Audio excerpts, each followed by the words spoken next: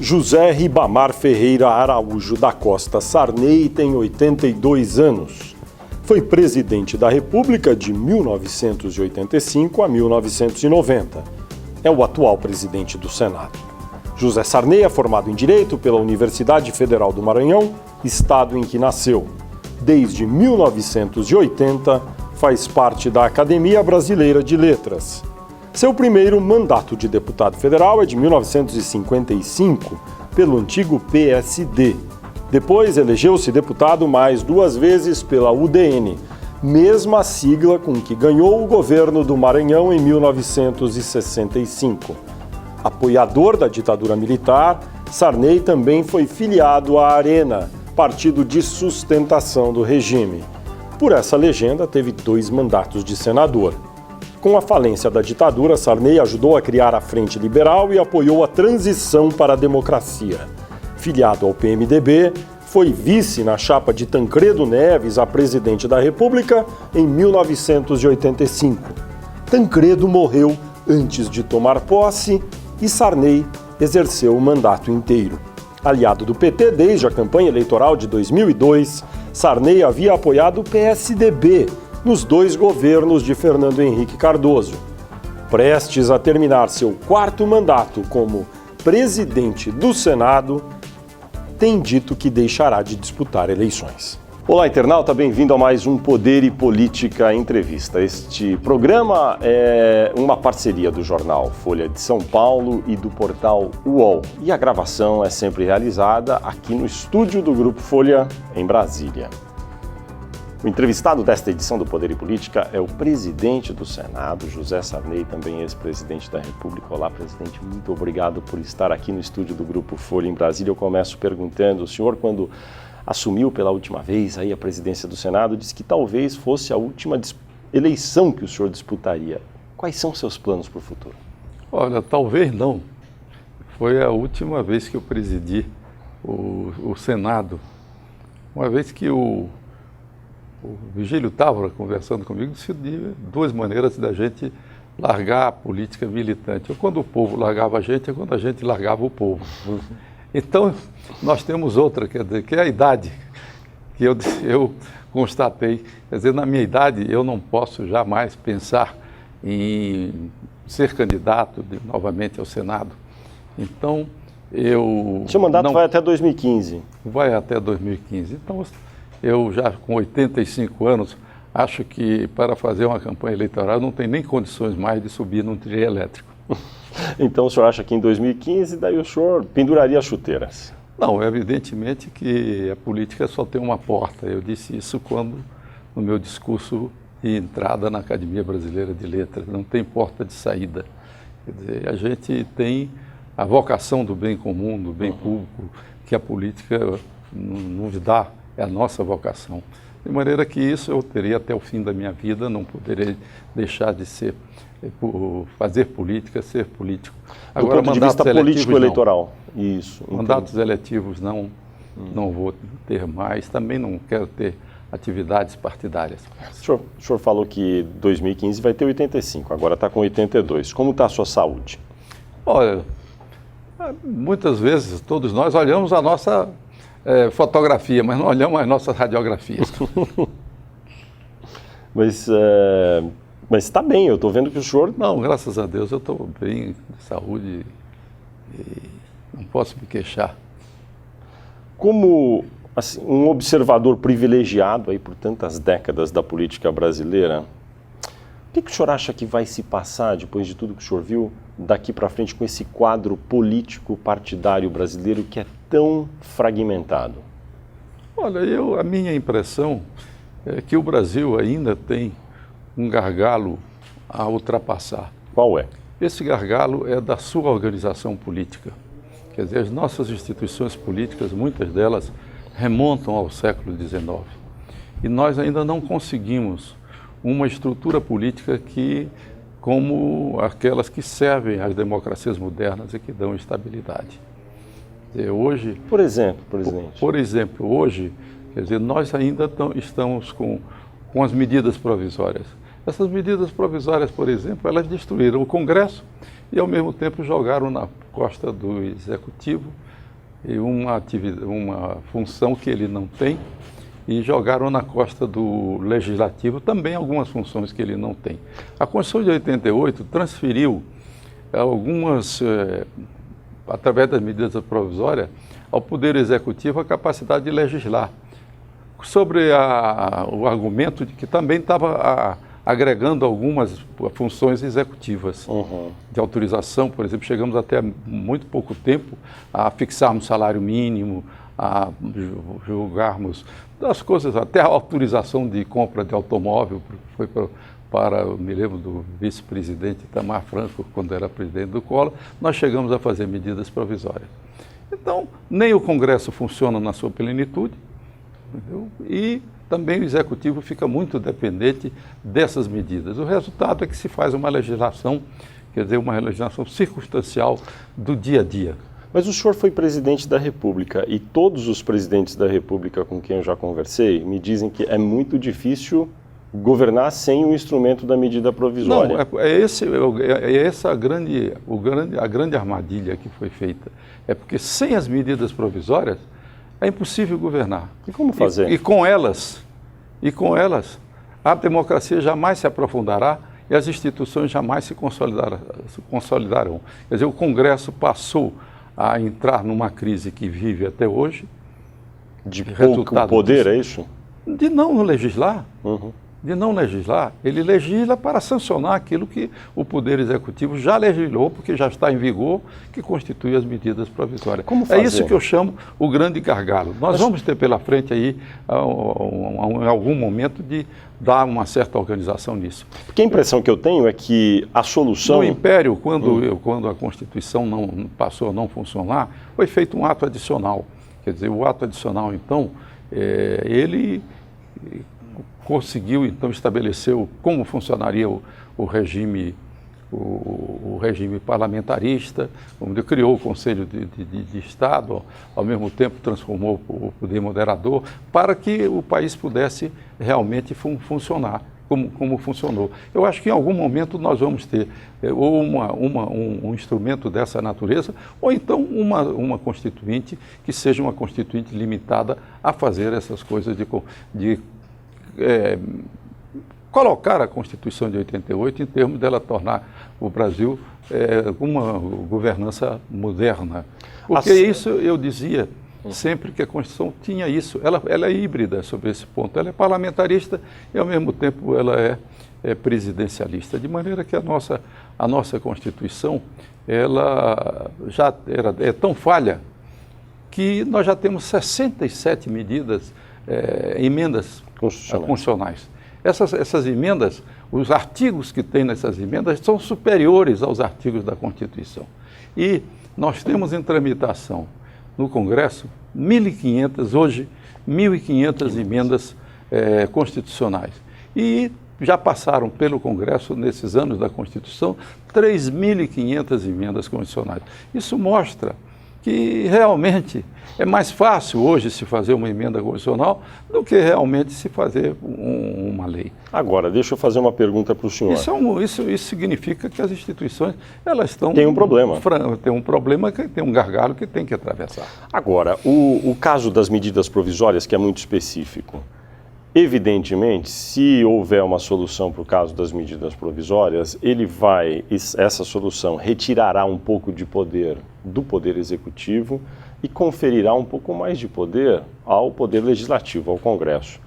E os presidentes da República, todos com quem eu conversei, que já foram presidentes, são um pouco reticentes em relação a isso, teriam que ceder um pouco. O senhor acha viável isso acontecer? Assim, execuível imaginar que no futuro algum presidente será generoso em entregar o poder ao Congresso? Esse é o ponto que nós temos, é que ninguém abdica de poder. Exato. E como fazer, então? Só quem abdicou de poder foi um presidente chamado José Sarney, que fechou a conta de movimento do Banco do Brasil, pela qual o presidente tinha um poder absoluto sobre as finanças públicas, uma vez que era uma conta que não tinha fundo. Ele podia sacar a qualquer momento, qualquer obra, qualquer coisa, e quando eu extingui a conta de movimento, eu vi muitas vezes, mas não é possível o presidente fazer uma coisa dessa. Mas, na realidade, fez parte daquela mudança que se fez e que criou o CIAF e que foi uma mudança fantástica nas finanças públicas, na transparência das finanças públicas brasileiras. Então, eu acho que é difícil por isso, porque ninguém quer abdicar de poder.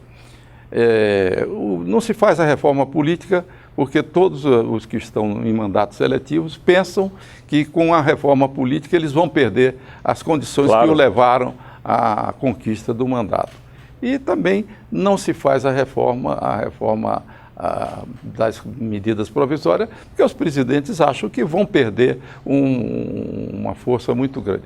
Eu lembro que quando eu era presidente, o Fernando Henrique, ele me mandou o Marco Maciel examinar comigo, que era o vice, uma maneira de que se poderia ter para sairmos do impasse da medida provisória. Uhum. E eu então propus o seguinte, quer dizer, nós restringiríamos as medidas provisórias a questões de financeiras, porque hoje o mundo moderno, com as que nós temos que dizer, ele exige imediatamente isso. Questões de calamidade pública e de segurança nacional, quer dizer, casos que jamais extremas. Uhum. Ao mesmo tempo, nós devolveríamos ao Congresso a função de legislar completamente sobre as outras matérias que as medidas provisórias hoje podem fazer. Mas não prosperou, não é? E ao mesmo tempo nós devolveríamos em troco disso aquilo que o Congresso colocou, de nós temos que autorizar tudo, a própria administração do orçamento, a abertura de créditos especiais em momentos necessários, tudo isso que o Parlamento agregou como função sua. Uhum. Nós, então, daríamos ao Executivo essas condições. Isso que impede hoje o Executivo de dizer, nós não temos condições de abdicar. Basicamente, a ideia à época era limitar um pouco o escopo de medidas provisórias, sim, de assuntos, e devolver ao Congresso o poder a respeito de questões orçamentárias, liberação de emendas ao orçamento e coisas do gênero. Sim. Só que não prosperou essa ideia. Não prosperou porque justamente teria que abdicar de poder e o presidente, né, no fundo, não quer. E fica dessa maneira, sem desejar que isso ocorra. Mas eu vou chegar mais longe, porque com as medidas provisórias, nós estamos, quer dizer, numa situação, é porque a gente realmente, nós temos tido a boa comportamento dos presidentes terem se comportado de maneira a manter, quer dizer, o país estável. Porque, na realidade, se nós pensarmos que a medida provisória dá a um homem só o poder sobre as nossas seguranças, sobre a nossa vida, sobre as nossas finanças nacionais, sobre tudo, nós vamos pensar que temos um poder absoluto, quer dizer, que os reis tinham. Depois é que ela entra em vigor e começa do dia seguinte. Ele leva uns 120 dias. Quer dizer, por outro lado, se os investidores que vêm para cá soubessem que esse poder existe, e se ele fosse exercido em algum momento, ninguém viria, porque o que dá a todo mundo é a segurança de você ter o sistema democrático, quer dizer, o do governo dos checks and balances, né? E no qual você tem a certeza de que essas decisões autoritárias elas não serão feitas. E é por isso que eu digo que nós não podemos nem aprofundar a democracia. Agora, dizem que o otimista é apenas uma pessoa desinformada, não é? Mas assim, o senhor é otimista que isso vai acabar se resolvendo num curto ou médio prazo? Vai se resolver como todas as coisas de Estado se resolvem. Quer dizer, quando a crise se tornar paroxística, vamos dizer assim, quando não tiver outra... Não é agora, então? Não é agora. Eu confesso que eu não vejo numa visão de médio prazo nenhuma possibilidade de que isto possa ocorrer. Como eu estou no Congresso há 54 anos, quer dizer, eu vejo se falar em reforma política todo o tempo. Exato. E eu, às vezes, me entusiasmo, até tenho tido várias iniciativas, digo, agora nós vamos fazer, mas, evidentemente, quando o assunto entra em marcha, não vai, ele não avança. A propósito disso, eu fico pensando o seguinte, se não seria lógico imaginar que alguns itens, pelo menos da chamada reforma política, teriam que ser aprovados para reforçar um pouco a estrutura político-partidária, diminuir essa tendência a fracionamento e daí, nesse momento posterior, com partidos eventualmente mais sólidos, caminhar para a solução das medidas provisórias? É isso?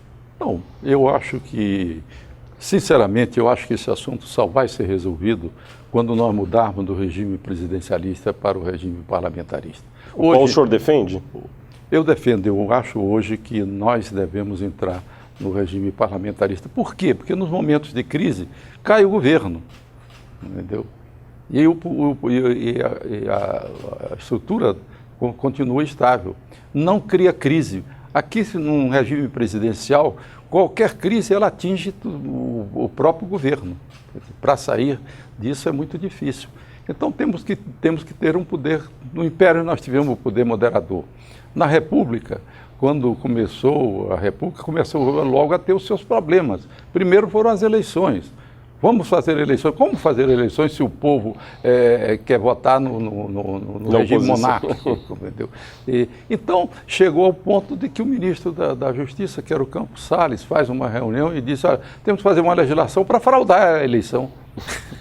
Então, foi o que chamada República Velha, com aquela legislação em que o Pinheiro Machado ficava na porta do Congresso, reconhecendo os mandatos. Esse é nosso, corta, entra. Esse mais ou menos, corta. Então, é isso que aconteceu. E o que deu nisso? Nas crises, as Forças Armadas queriam e assumiram essa função de poder moderador. Elas mesmas diziam, destinação histórica, e começaram então termos as intervenções militares. Quer dizer, essas intervenções militares foram periodicamente se manifestando ao longo das crises que se criavam no Brasil. Agora, então, numa democracia nossa, moderna, amadurecida, essa função de poder moderador, ela é feita nos grandes países, nos países parlamentaristas e imediatamente. No país presidencialista tem muito pouco hoje no mundo. Você países autoritários, com ditadores, mas no sistema nosso, só na América Latina ela tem Estados Unidos é uma exceção, no caso? Os Estados Unidos é uma exceção, mas é muito diferente. O sistema americano, ele funciona, mas o Congresso também funciona fiscalizando o Executivo permanentemente. É um regime muito diferente. Realmente a federação existe. No Brasil não existe mais a federação. Agora, quando o senhor fala que tudo vai ser resolvido talvez quando tivermos o parlamentarismo, eu também... Não acho que eu digo que o parlamentarismo, nós vamos encontrar a solução no futuro no parlamentarismo. Pois é, mas aí até lá? Até lá nós vamos viver baseado na qualidade do presidente da República de manter o país estável. Tem algum item menor, mas não menos importante, da chamada reforma política que o senhor acha possível que ele venha a vingar e ser aprovado, ou realmente o senhor está numa fase de ceticismo? Eu acho que duas coisas vão ser aprovadas. Primeiro, o financiamento de campanhas. Quer dizer, isso aí nós vamos encontrar que nós vamos aprovar isso. Quer dizer, essa é uma parte que vai se fazer. O outro é da proliferação de partidos. Vai se encontrar uma solução, porque todos já estão sentindo que é impossível, principalmente agora que a Justiça decidiu que eles têm acesso imediato ao fundo partidário e à televisão. Então, nós já vimos 4 partidos depois disso estão aí sendo fundados. Então, nós já estamos com quase 40 partidos. Presidente, depois de 27 anos de democracia, olhando o Brasil... E olha, está acontecendo um fenômeno interessante, que está matando os partidos grandes, porque ninguém quer mais concorrer em partido grande, porque se vota, a votação é muito alta. Então todo mundo faz e vende-se pequenas legendas, faz esses acordos espúrios a nível baixo. Então, e os candidatos que são eleitos têm votação que às vezes corresponde a 1/3 da votação, ou muito menos do que isso, dos candidatos que foram eleitos nos grandes partidos. Você acha que uma cláusula de desempenho pode vir a ser aprovada ou é muito difícil nesse caso? Muito difícil, muito difícil. Com um percentual de corte? Muito difícil. Teria que ser outro tipo de medida? Outro tipo de medida. Entendi. 27 anos de democracia, está consolidada, isso que o senhor acabou de mencionar, sobre os militares de tempos em tempos voltarem, se apresentando ou se auto-atribuindo como poder moderador de alguma forma, isso parece que está afastado. Eu acho que isso nós afastamos definitivamente. O Brasil superou essa fase. Agora, que valores o senhor acha que emergiram, bons valores, na sociedade brasileira nesse período, que são de fato valores universais do brasileiro, ou isso ainda não existe? O brasileiro ainda não tem esse conjunto de valores verdadeiros que poderiam ser descritos para um estrangeiro quando vem aqui? Olha, eu acho que esses valores nós podemos dizer que, primeiro, que nós estamos atravessando o maior período em que o país já teve de uma estabilidade constitucional sem nenhum problema, nenhuma ruptura, qualquer que seja, durante esse tempo. Funcionou de tal maneira que tivemos até um impeachment de um presidente da República durante esse período.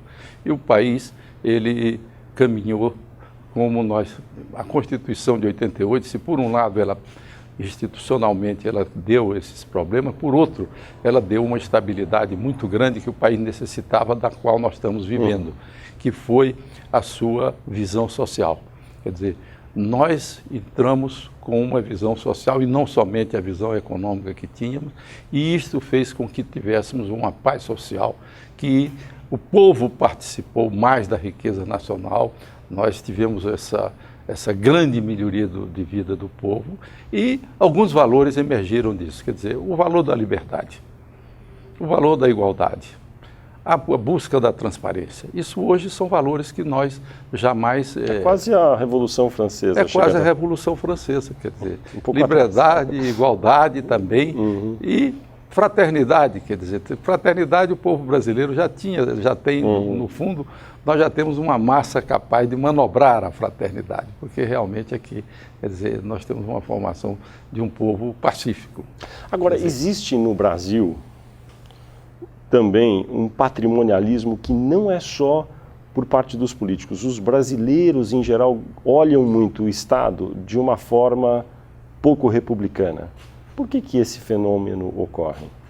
Esse fenômeno é um fenômeno histórico, que vem, quer dizer, da colônia, no qual, quer dizer, os colonizadores portugueses, isso ao longo da história foi se sedimentando, eles vieram para cá não para fazer, pensando em criar uma nova pátria, mas enriquecer aqui, e enriquecer naquele tempo à custa de quê? À custa do Estado, e voltar para a metrópole, não é?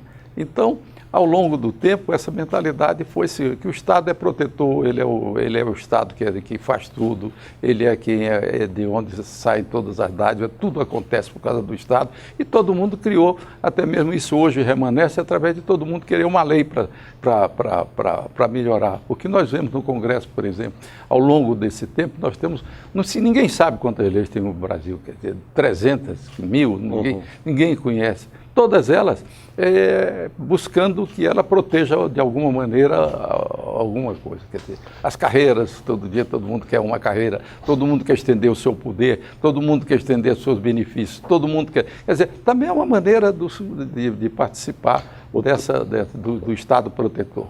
Agora, em 2012, o Senado aprovou a regulamentação, inclusive, da profissão de historiador, não é isso? Você vê a que ponto nós estamos chegando, até a profissão de historiador. Quer dizer, agora eu até não sei se eu estou excedendo quando escrevo sobre história, né? O personalismo na política é primo desse patrimonialismo também? Daí os cidadãos olham o Estado como o grande benfeitor e daí, em vez de enxergar algum partido, organização, preferem olhar uma personagem, uma pessoa? Porque a política brasileira, quer dizer, o Estado, os partidos políticos no Brasil, praticamente eles não existem. Nós não temos, inclusive, uma tradição de partido nacional. O Partido Nacional no Brasil foi tratado na Lei Agamenon Magalhães de 46. Quer dizer, quando os outros países da América Latina, alguns tinham partidos centenários. E nós, por quê? Porque nós tínhamos partidos estaduais. E essa tradição de partido estadual, ela permanece até hoje, porque se nós olharmos bem, nós vamos verificar que os partidos são partidos ainda regionais. Quando a Revolução, vamos dizer, os militares assumiram o poder, em 64, quer dizer, o que eles fizeram? Acabaram com os partidos, mas foram obrigados, por essa tradição brasileira, as realidades locais, a criar as sublegendas, que na realidade, em vez de ter 2 partidos que eles criaram naquele tempo, com 23 estados, quer dizer, eles dobraram 3 legendas, quer dizer, que eram 3 partidos em cada estado.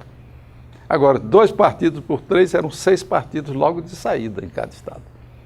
E as sublegendas se disseminaram e ficaram cada uma delas com um partido, que depois algumas se aglutinaram e se tornaram partidos. Quais partidos hoje o senhor acha que tem alguma vocação para se tornarem entidades nacionais?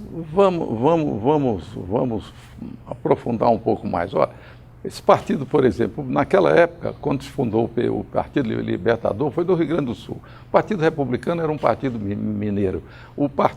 Os partidos de São Paulo foram todos, hoje os grandes partidos todos são de São Paulo. A partir de São Paulo, nos estados, eles funcionam quase como registradores de candidatos nas eleições. Do PMDB de São Paulo, nasceu o PSB. E o PMDB era o que era em São Paulo. O PT é um partido também que nasceu em São Paulo. Do PMDB nasceu, o senhor disse PSB, é PSDB no caso. PSDB, perdão. Claro. PSDB. E assim, se nós estudarmos cada um deles, nós vamos verificar que a origem é uma origem estadual. Agora, tem algum deles que o senhor identifica algum esforço organizacional para se transformar em entidades nacionais? Nenhum, ou não temos partido moderno. Nem o PT que está realmente se profissionalizando, que a gente olha? O PT primeiro, ele não se foi fundado como partido, mas como uma federação de tendências, num mundo ainda diferente, profundamente marcado pré-queda do muro. Pela ideologia. Isso. Que desapareceu. A transição de governos no Brasil, ela, enfim, vem... É difícil o PT ter unidade. É verdade. É mais difícil do que os outros partidos. Mas eles têm um amálgama grande, que são os líderes. No caso, e o principal líder do PT, que é Lula, que acaba amalgamando todas as tendências. Ele tem uma coisa que no Brasil os partidos nunca tiveram. Quer dizer, ele tem um partido de massa, ele se transformou num partido da classe operária, quer dizer... Existiu outra experiência similar com essa magnitude? Nenhuma. Que eu conheça na história do Brasil, nós não tivemos. Porque a impressão que eu tenho é que o PT tem uma preponderância muito grande em relação aos outros em termos organizacionais e até profissionalismo, como queira, dizer internamente sobre como opera de maneira partidária, assim. Isso é bom ou ruim? Porque os outros não fazem isso, nenhum dos outros. Olha, o modelo do PT é realmente de um partido de massa, quer dizer, e baseado muito, quer dizer, nos partidos europeus que têm também o seu braço sindical, as centrais sindicais, cada partido na Europa tem a sua central sindical, e o PT tem a sua central e capacidade de mobilização, que os outros partidos não têm. Não há saída para os outros, para se contrapor? Sim, porque o PT é um partido que ele ficou, compreendeu, como esse partido que representa essa faixa do povo brasileiro, que realmente é a faixa maior. Entendi. Presidente, ao longo dos anos, a transição entre um governo e outro era um pouco traumática, aos poucos vem ficando mais calma. Mas, por exemplo, quando o senhor foi presidente da República, na passagem para Fernando Collor, o senhor, durante a campanha de 89, foi muito atacado pelos candidatos, inclusive por Collor. Foi pouco amistoso ali aquele momento de transição.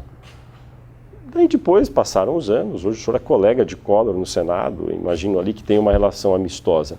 Como é que foi o momento de reconciliação entre o senhor e Collor?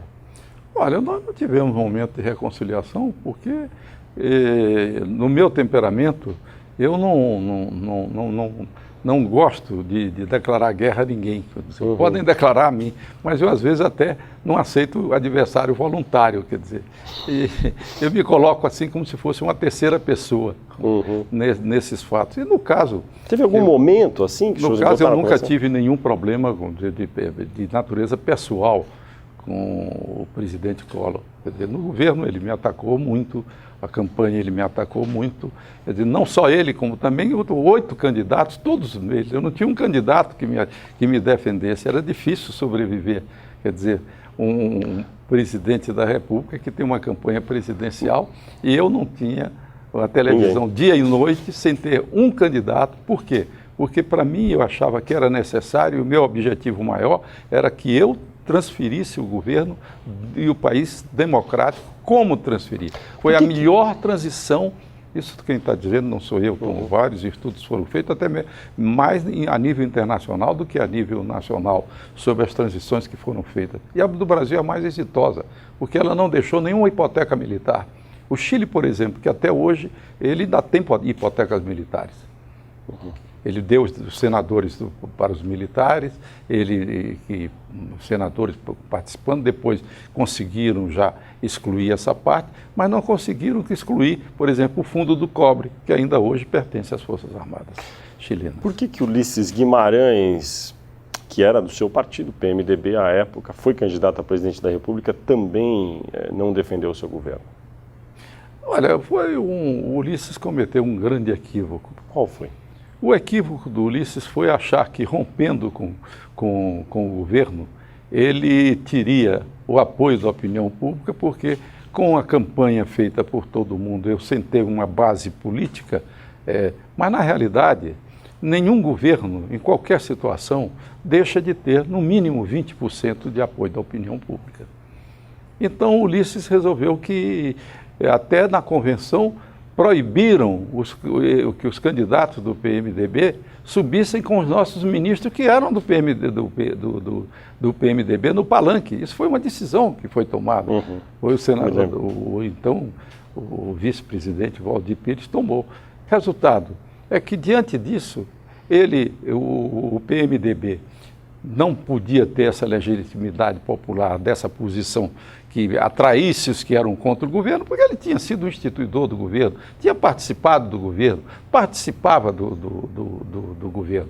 Então ele abriu esse espaço, entrou o PT e entrou o Collor, que não sendo atraído pela parte ideológica, ele tinha, então, entre todos os outros partidos, toda a opinião pública nacional, classe média, classes conservadoras, a antítese de evitar que caísse na mão do Lula, que, no caso, naquela época, representava uma ala muito radical dentro do país.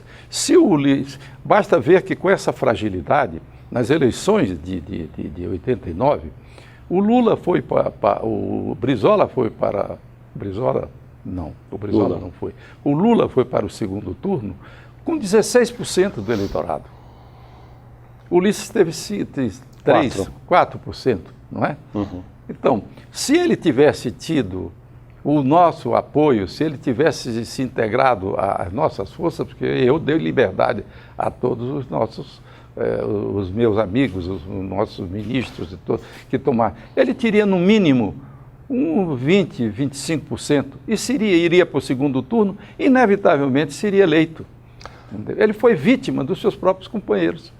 E ele também ali ajudou a cristalizar aquela fragmentação que já era existente no PMDB, mas ali o PMDB realmente se fragmentou muito pelo país todo. E o senhor diria que talvez dali para cá o PMDB nunca mais conseguiu ser coeso? Não, teve uma responsabilidade? O PMDB se fragmentou todo porque quando o partido ele perdeu a perspectiva de poder, sabiam todos que o Ulisses não seria eleito, que a campanha não tinha, essa estratégia tinha falido.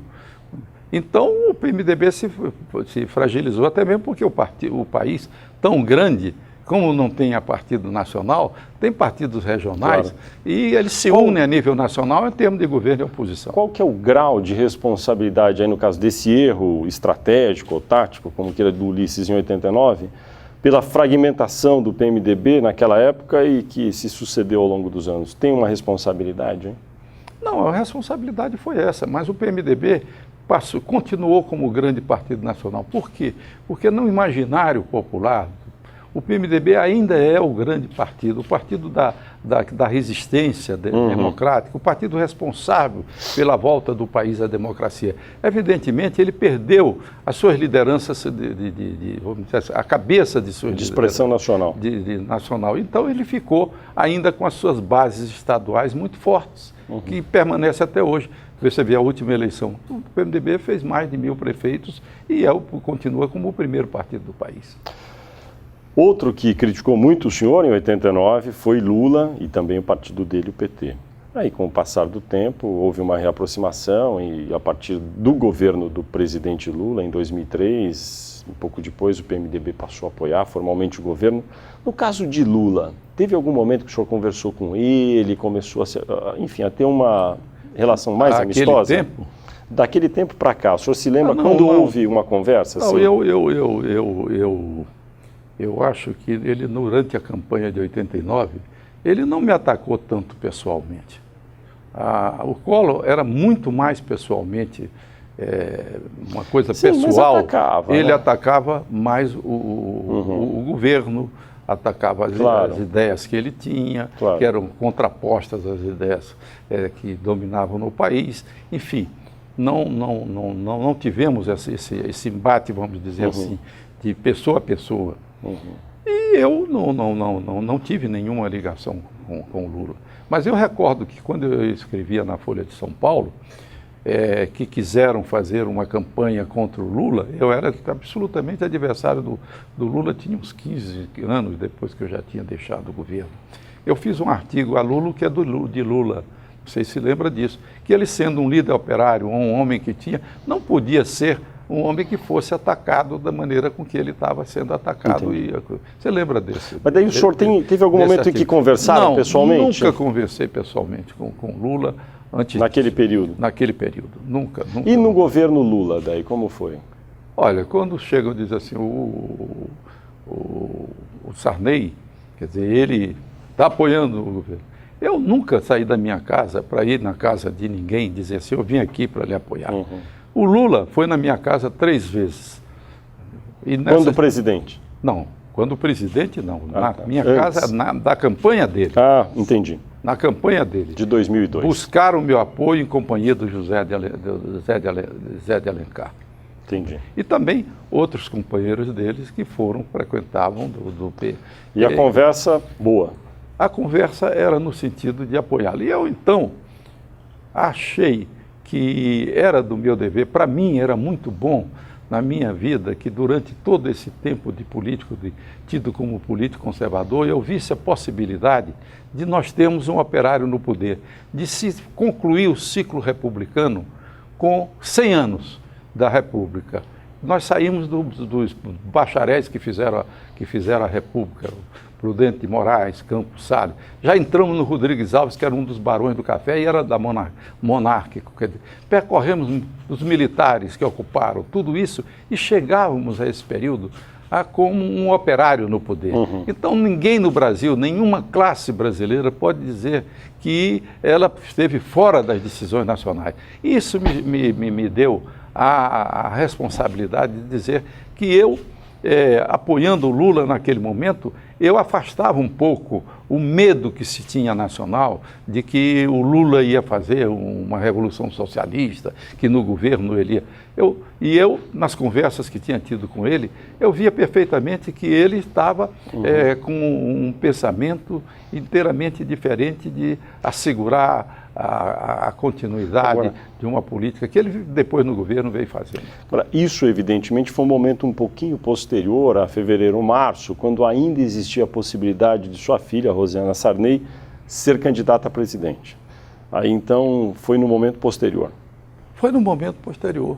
Esse episódio da Rosiana, presidente, que era candidata, chegou a ter 21% em pesquisas eleitorais no início de 2002, e daí houve uma operação da Polícia Federal, numa empresa que era relacionada a ela, e acabou inviabilizando politicamente a candidatura.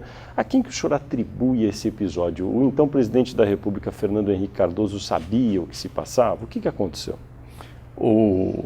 Fernando, você vai me desculpar de eu não renovar agruras nem amarguras que tive naquele tempo. Mas o que eu posso dizer é que aquilo foi uma grande armação. Talvez pela primeira vez se tenha utilizado no Brasil a polícia política, quer dizer, para ela destruir uma situação política. No futuro, como seria institucionalmente correto o Brasil cuidar dos seus ex-presidentes da República? Olha, eu acho que nós devíamos ter no Brasil uma legislação que não permitisse a nenhum ex-presidente da República, deixando o governo, que ele voltasse a qualquer cargo, cargo eletivo. Deveria ser proibido. Devia ser proibido. Contrariando, inclusive, a sua carreira do Itamar Franco e de vários. Como nos Estados Unidos. Ele devia ser proibido. E se devia dar ao ex-presidente da República as condições dele exercer as funções de ex-presidente da República. Quais são elas? Ele, tendo sido um presidente da República, ele é detentor de informações muito preciosas. Ele é detentor de uma visão do Brasil, do seu país, a nível internacional, da sua inserção a nível mundial. Então, ele pode ser um braço não governamental das negociações em que o governo não pode entrar diretamente, para ser um homem apaziguador. Quer dizer, essa é a função do ex-presidente, como ele exerce nos Estados Unidos. Mas, para isso, ele tem que ter condições. Quais são elas? O Estado devia dar-lhe, quer dizer, como nos Estados Unidos acontece, quer dizer, ele dá uma pensão de sobrevivência, ele assegura um escritório, ele assegura viagens, ele assegura toda a condição para que ele possa funcionar, segurança permanente, porque um ex-presidente, quer dizer, ele deixa no governo inimigos, deixa pessoas no mundo dessa natureza. Hoje um ex-presidente tem direito à segurança e a uma pensão, é isso? Não, a pensão eu não tenho. Nenhuma pensão ex-presidente no Brasil tem. Ele tem direito à segurança, quer dizer, isso a legislação brasileira segura. São só os seguranças, quantos são? São 6 pessoas que formam o seu staff, a segurança e mais 3 assessores. É isso que o Estado paga pelos salários desse staff? Desse staff. O senhor acha que deveria ter uma pensão? Não, eu acho que e um escritório? Exatamente o que tem nos Estados Unidos. Não mudaria nada. Não mudaria nada. Era o que tem nos Estados Unidos. Descreva como é lá para os leitores saberem como é. Hein? Descreva como é nos Estados Unidos. Mas eu estou dizendo o que ele tem. Ele tem direito a um escritório, que ele forma o seu escritório. Numa repartição pública qualquer, o governo dá a ele, ou ele estabelece o escritório, o governo dá. Ele dá uma verba anual de representação para ele. Ele paga esses funcionários da representação, essas pessoas que trabalham com ele.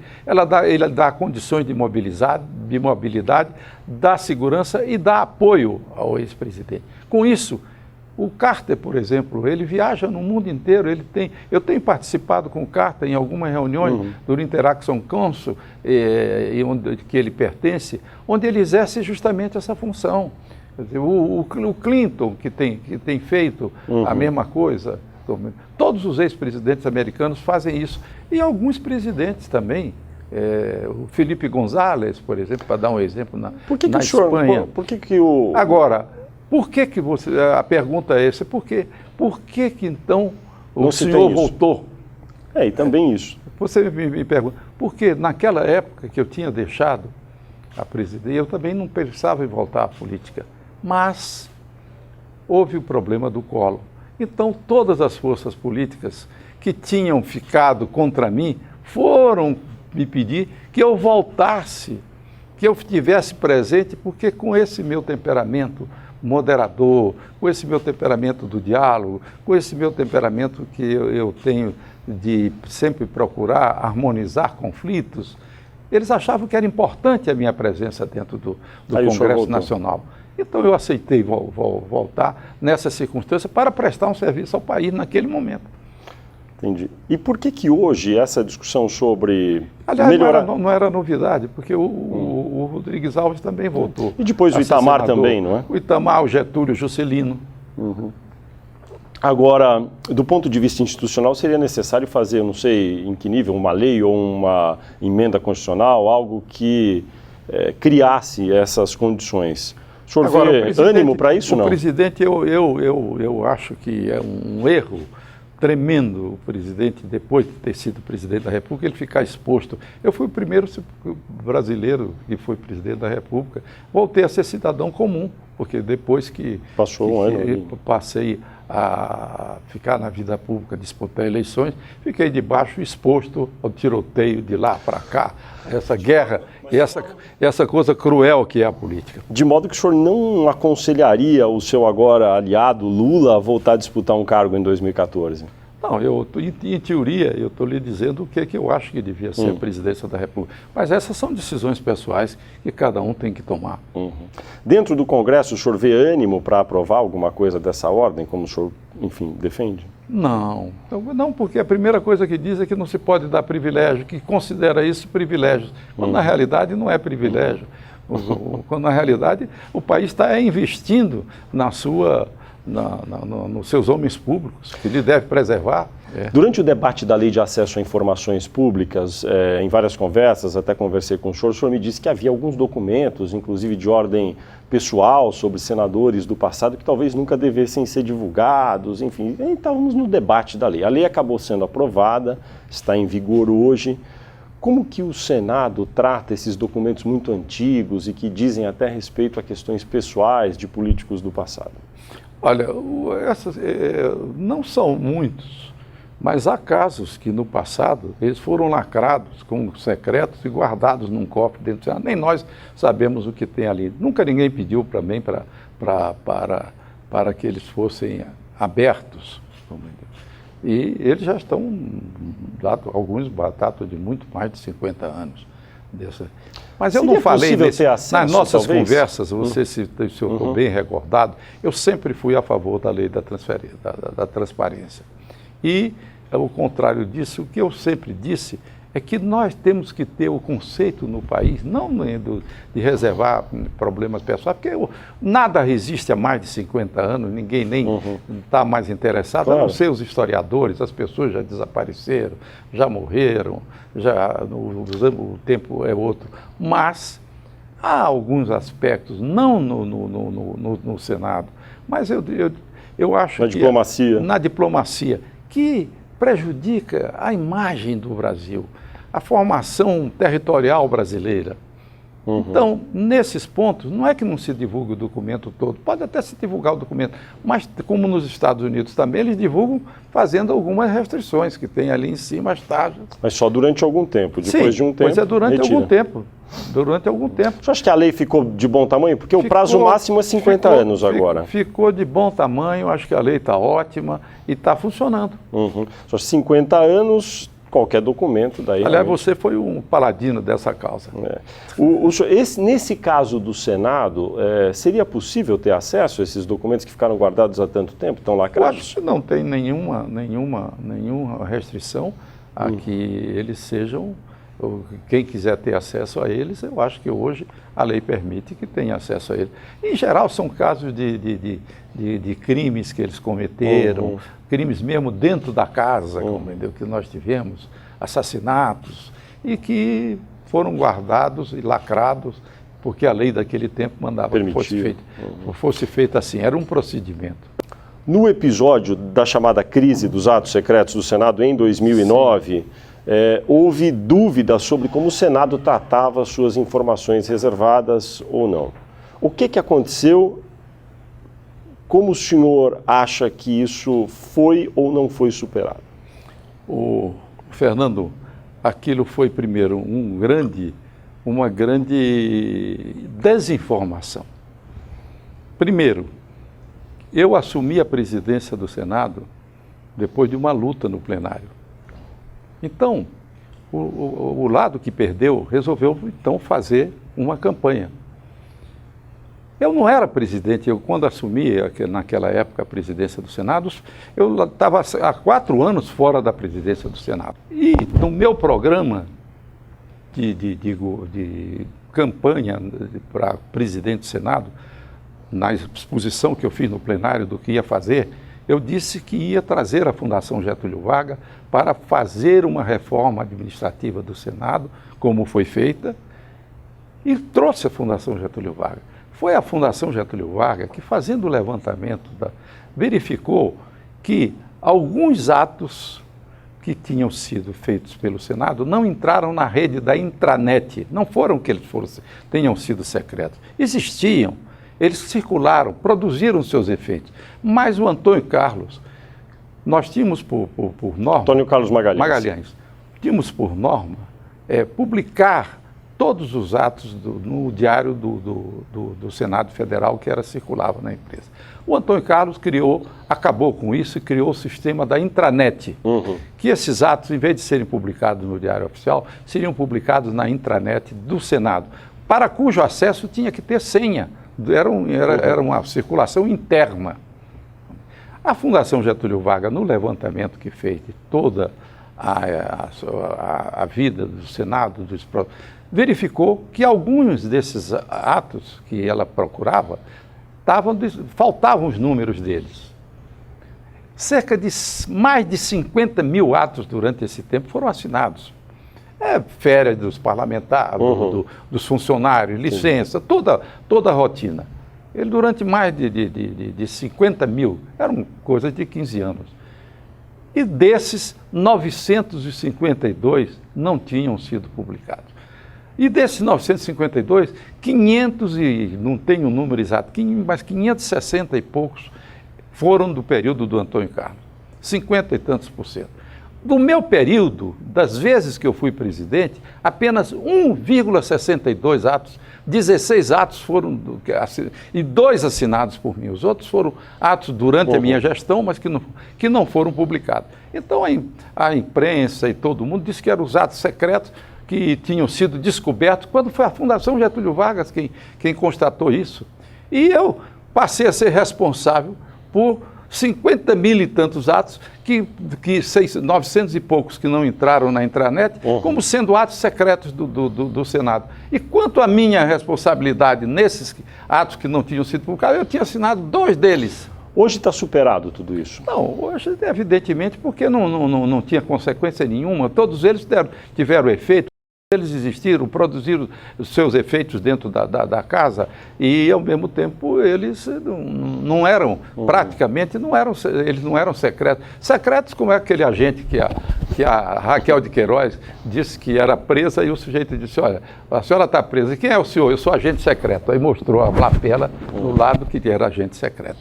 Quer dizer, e esse que foi o problema Agora, eu fiz a reforma administrativa da Fundação Getúlio Vargas, preparei, montei, mandei para o plenário. Até hoje, só falta ser votada pelo plenário. A culpa não é minha. O que eu tinha que fazer, fiz. Mas então, hoje a reforma não se consolidou até agora porque depende do plenário. A reforma do texto integral, mas 2/3 dela já foi implantada por mim. Hoje, o Senado ele tem uma administração das mais modernas que o Brasil pode ter.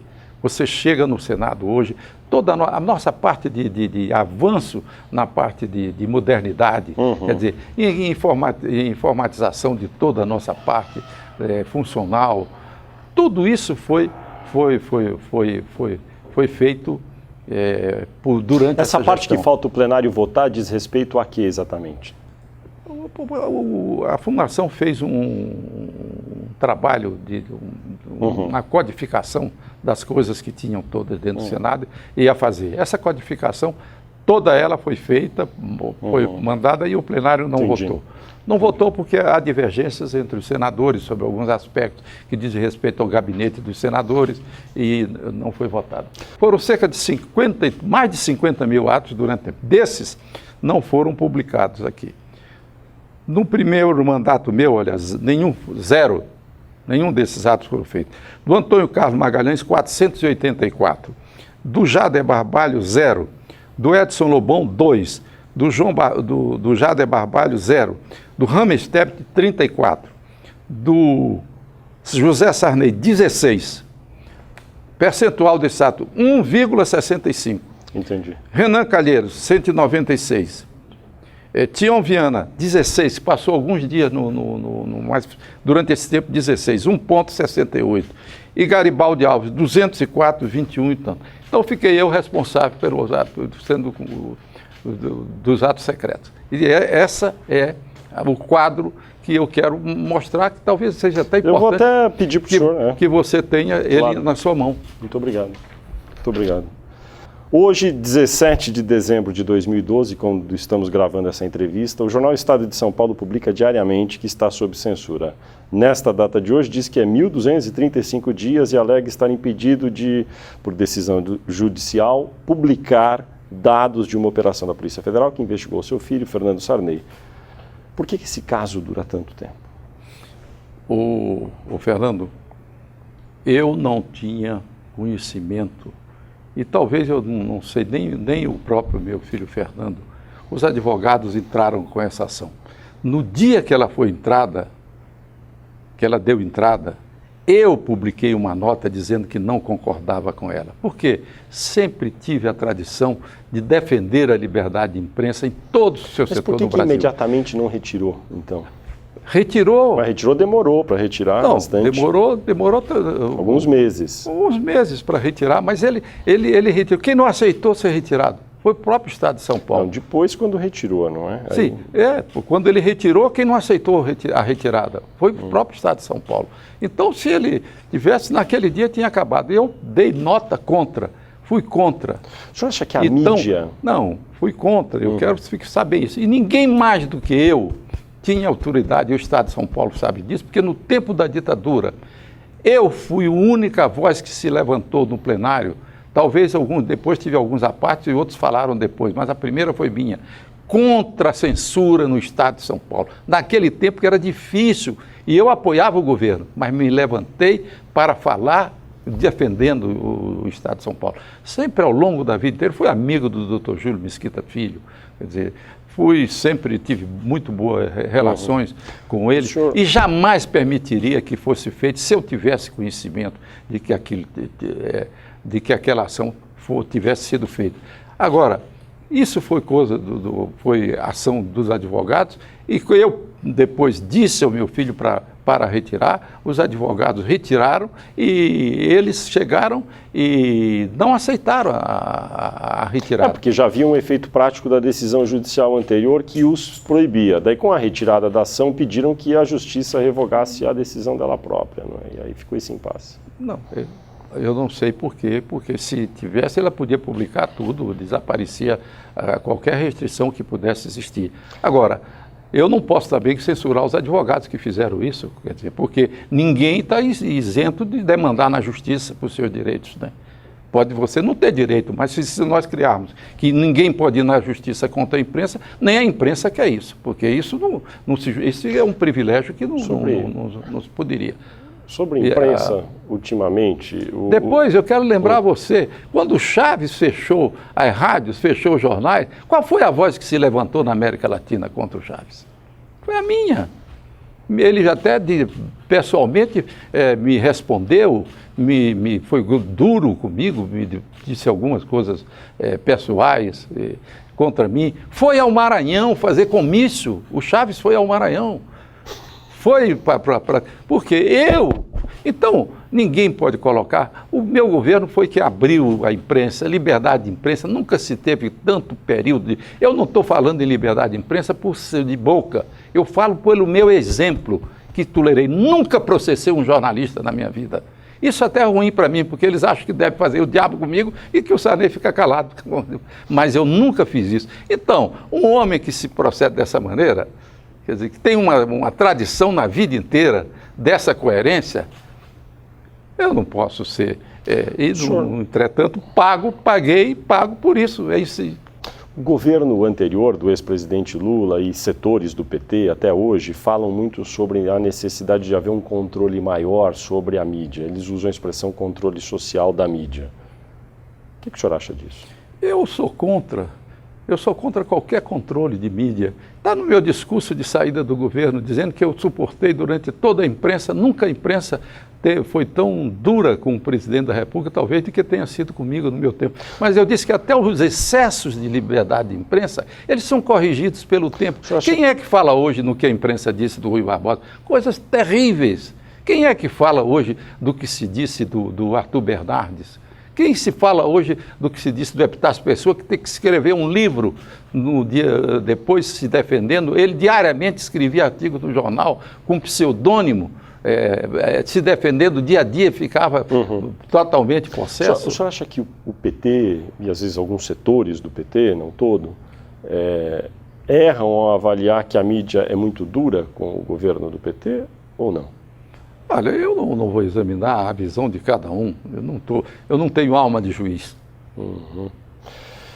Cabe ao Senado sabatinar aqueles que são indicados para o Supremo Tribunal Federal, mas não raro essas sessões de sabatina são quase homenagens àqueles que foram indicados. Não há uma sabatina mais dura, vamos dizer, nos moldes que ocorrem nos Estados Unidos, que é de onde o Brasil copiou o modelo. Como melhorar isso?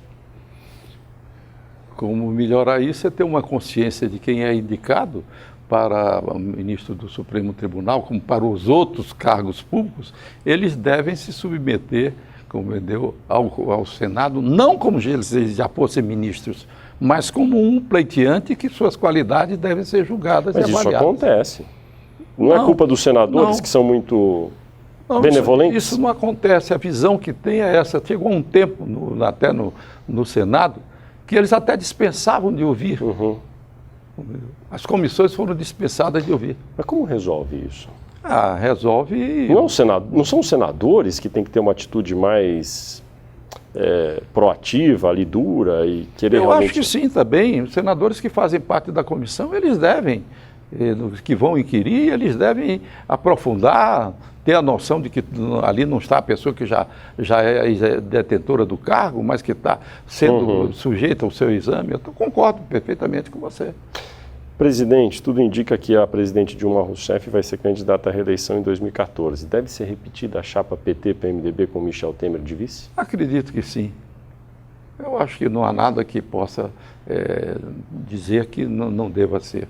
Porque a aliança com o PT e com o PMDB, ela hoje não tem nenhum problema. Hoje está muito longe ainda para outubro de 2014, mas o senhor, se pudesse olhar assim no radar, veria quais possíveis candidatos competitivos aí que vão disputar 2014, além da presidente Dilma? Olha, eu não tenho bola de cristal, entendeu? Mas eu acho que sempre a eleição é muito imprevisível a gente saber o que vai acontecer. Por exemplo, se você chegasse no Senado Federal no ano de 1964 e olhasse ali no plenário e dissesse que eu ia ser presidente da República, você ia tido como louco, que jamais. Da mesma maneira, isso ocorreu com o Getúlio. Quem achasse que o Getúlio, deputado, ia ser o homem que foi na história do Brasil dentro do ele, de repente as coisas se precipitaram e aconteceram. Em política, tudo é um terreno muito imprevisível. Agora, dentro dessa imprevisibilidade, o senhor imagina que a fragilidade atual da oposição tenha condições de ser revertida nesse período que vai de hoje até 2014? Não, a oposição hoje, eu não considero a oposição frágil. Eu estou convivendo com ela dentro do Senado. É uma oposição muito qualificada, com grandes líderes, com pessoas da maior qualificação. Mas aparentemente não tem muitos nomes robustos agora o que eu acho é que eleição é o problema não é da oposição, nem dos partidos, nem dos líderes partidários, é do povo. Quer dizer, como a opinião pública estará naquele momento de 2014, isso aí é diferente. Agora, eu hoje não posso julgar a oposição fragilizada. Ao contrário, o que acontece é que a oposição, ela tem, dentro do Congresso, hoje não se faz nada no regime atual, com o destaque que a oposição passou a ter, quer dizer, dentro do processo democrático, a importância, sem que tenha a participação, a concordância ou a influência dentro da oposição. E ela está exercendo essa função. Agora, o que não se pode é que nos assuntos administrativos ela seja a ala que vai decidir, porque isso compete no regime democrático às maiorias. Mas as maiorias, eu vou sempre com a expressão dos franceses, que a democracia é o regime da maioria, mas com o espírito da minoria, com l'esprit de la minorité. Avec l'esprit de la minorité. Os cenários todos aí vistos para 2014 às vezes incluem o ministro Joaquim Barbosa, presidente do Supremo Tribunal Federal. Ele apareceu numa pesquisa do Datafolha até com 10% das intenções de voto. O senhor acha viável um ministro do Supremo sair e disputar um cargo tão alto como esse, assim, pela primeira vez, sem estar em partido? Eu acho que a própria Constituição, ela impede os magistrados de exercerem função política. No momento, ele, evidentemente... Não, ele poderia sair. Não pode, nem no cargo, ele pode fazer proselitismo político. Mas se ele sair do cargo, o que o senhor acha dessa hipótese? Não, saindo do cargo, ele é Seria um candidato forte? Um nome como de grande projeção no país. Agora, se será forte ou fraco, isso aí é como eu disse a você, está dentro dessa bola de cristal de 14 que eu não sei desvendar. O senador Renan Calheiros deseja ser seu sucessor como presidente do Senado. Está trabalhando para conseguir os apoios. Quais são as chances de Renan Calheiros? Olha, você sabe que dentro do Senado nós temos o regimento que manda que a comissão diretora da casa seja constituída com a proporcionalidade dos partidos. Assim, o partido majoritário indica o presidente e os outros indicam proporcionalmente dos outros cargos. Então o assunto se transfere para as bancadas. Isso. Então é dentro das bancadas que se vai fazer a escolha de Dentro nomes. da bancada do PMDB, o senhor vê com simpatia o nome de Renan Calheiros? Olha, eu não digo que vejo com simpatia ou que não vejo com simpatia. Qualquer companheiro que a bancada possa escolher, eu acho que será muito bem escolhido e terá condições de exercer a presidência da casa. Mas o senhor não declarou ainda apoio ao nome dele dentro da bancada, publicamente? Não, até que a bancada ainda não se reuniu, nós devemos respeitar a decisão da bancada. Agora, ele é um nome de grande expressão dentro da bancada. O senhor vê outros que poderiam ocupar a mesma posição? Não vejo ninguém pleiteando. Exceto o Renan. Exceto o Renan. Presidente, no ano que vem, quando sair da presidência do Senado, o senhor pretende ter que tipo de ação ali dentro do Senado? Tem algum plano já para 2013 sobre suas atividades cotidianas? Você sabe que os homens que viajam no espaço, quando eles entram na atmosfera da Terra, eles vão se adaptando a essa situação que se cria. De maneira que eu já estou nessa fase de me preparando para deixar a vida parlamentar. Eu vi que o senhor vai passar um período no Rio de Janeiro, pode ser, é isso? Pretende passar um período no Rio de Janeiro, parece se transferir para lá? Olha, tem essa hipótese? Eu não tenho planos, mas assim que eu deixar o Senado, que eu não tiver compromissos assim, partidários na presidência e também, eu acho que é muito difícil eu resistir à paixão de voltar ao Maranhão. Muito bem. É uma saudade que não passa. Presidente José Sarney, muito obrigado por sua entrevista à Folha de São Paulo e ao UOL.